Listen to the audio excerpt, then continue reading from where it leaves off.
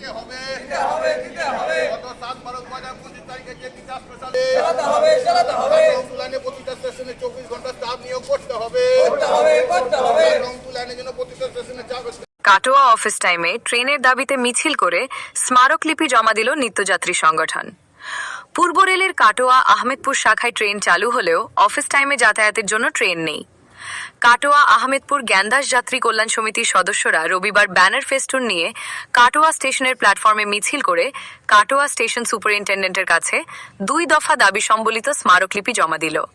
কি বিষয়, কি কারণে কি কর্মসূচি করলেন আপনারা?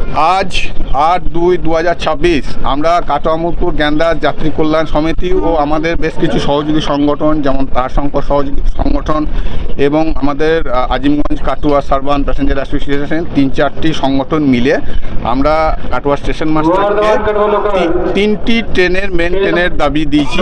সেটা হচ্ছে গত 7/12/2025 তারিখে একটা গীতা স্পেশাল ট্রেন রামপুরহাট আমোদপুর কাটোয়া হয়ে হাওড়া গিয়েছিল। ওই ট্রেনটি যদি কাটোয়া আমোদপুর লাইনে চালানো হয় এলাকার মানুষের খুব উপকার হবে।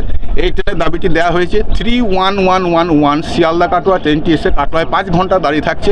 ওই ট্রেনটিকে যদি আমোদপুর অব্দি এক্সটেনশন করানো হয় তাহলে আমাদের শিয়ালদা যাওয়ার একটি ট্রেন পাচ্ছি। সেই সঙ্গে রাতের দিকে কাটোয়া স্টেশনে বেশ কিছু ট্রেন দাঁড়িয়ে থাকছে। এই ট্রেনগুলি কাটোয়ায় না করে রেখে বেশ কিছু এমইউ ট্রেন যদি ওগুলোকে রামপুরহাট বা হাওড়া আমাদের রামপুরহাট বা আমোদপুর অব্দি এক্সটেনশন করা হয় এবং তারপর দিন সকালবেলায় ওই ট্রেনগুলিকে ভোরবেলায় কাটোয়া নিয়ে আসা সম্ভব, তাহলে আমাদের সকালের দিকে কাটোয়া আসার ট্রেন পেয়ে যাব।